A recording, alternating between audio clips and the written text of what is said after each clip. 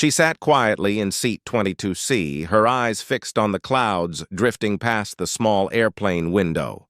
No one could tell from the outside that this woman, wearing an old gray hoodie, her hair tied in a messy bun, had once worn a flight suit with her name stitched in gold. Now she looked like just another tired traveler. But that flight was about to remind the world who Captain Sarah Hale really was. And by the time Air Force One appeared on radar, every passenger on board would realize they had been sitting beside someone who had once rewritten aviation history. It started simply enough. The cabin was half full, the hum of the engines steady, and the usual chatter filled the aisle. Sarah had boarded late, carrying a worn backpack and keeping her head down.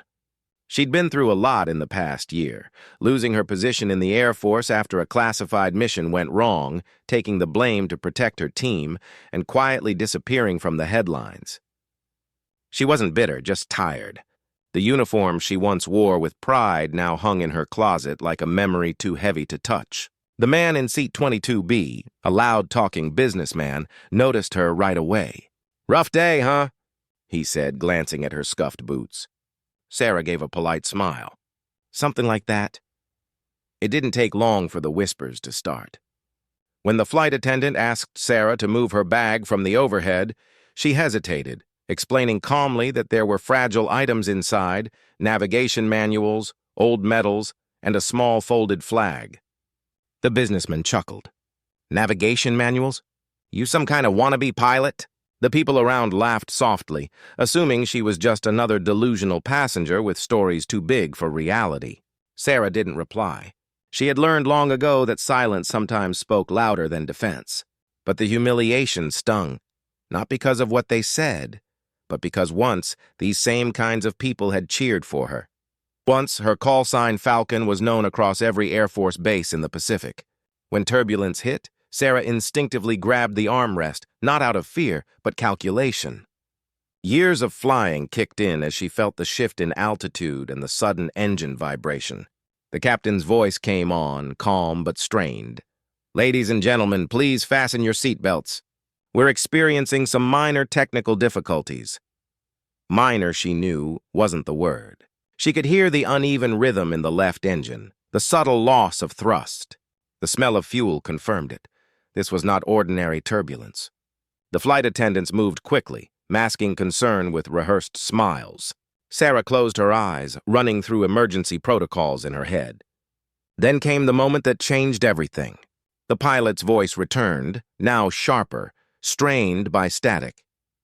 "If there are any pilots or crew members on board with flight experience, please identify yourselves immediately." Everyone froze. The same man who'd mocked her turned to Sarah, his laughter gone. Her hands were steady as she unbuckled her seatbelt and stood. "I'm Captain Sarah Hale, United States Air Force, retired." "Call sign Falcon." The silence that followed was electric. The flight attendant's eyes widened. "Captain. Hale? Falcon?" she repeated, recognizing the name. Within seconds, Sarah was ushered toward the cockpit. The situation was dire.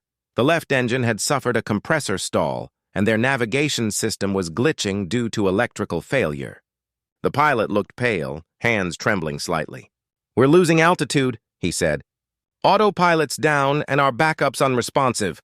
Sarah slid into the co-pilot seat as if she had never left it. "Let's not panic," she said firmly. "We're going manual."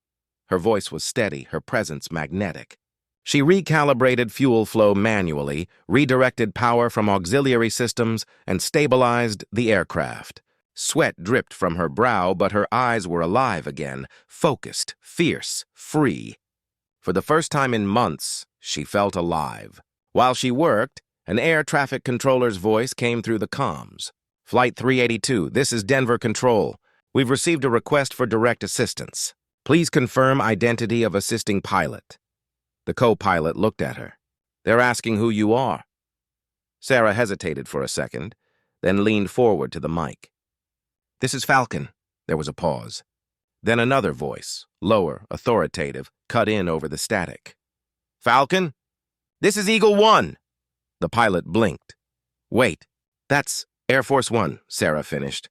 "Copy that, Eagle One." A ripple of disbelief ran through the cockpit. The president's plane had just changed course mid-air to provide escort. "We've been tracking your signal, Falcon," the voice continued. "It's an honor. We'll keep you covered all the way home." Tears burned Sarah's eyes, but she kept her composure. "Appreciate it, Eagle One. Let's bring them home safe." Passengers pressed against windows, watching in awe as two F-22 Raptors and Air Force One appeared in the sky beside them, a silent salute. The businessman in 22B sat frozen, eyes wide, realizing the woman he had mocked was being honored by the president himself. The landing was rough but safe. As the plane touched down, cheers erupted through the cabin. The pilot turned to her, voice shaking. "You just saved 200 people." Sarah smiled faintly. "No, sir. Just did my job." When she stepped out onto the tarmac, the crowd waiting there wasn't just airport staff. It was military personnel standing at attention. Air Force One's ramp lowered, and a familiar figure in a dark suit approached. The president himself extended a hand. "Welcome home, Falcon," Sarah saluted, her voice breaking. "It's good to be home, sir." The businessman from 22B watched from behind the glass, his eyes filled with regret and awe. The same woman he had humiliated in seat 22C had just been honored by the most powerful man in the world. And as she walked into the golden light of the sunset, her old call sign echoing once more over the radio, she realized something she had forgotten. Sometimes, the world needs to forget you, just so it can remember you again, louder than before.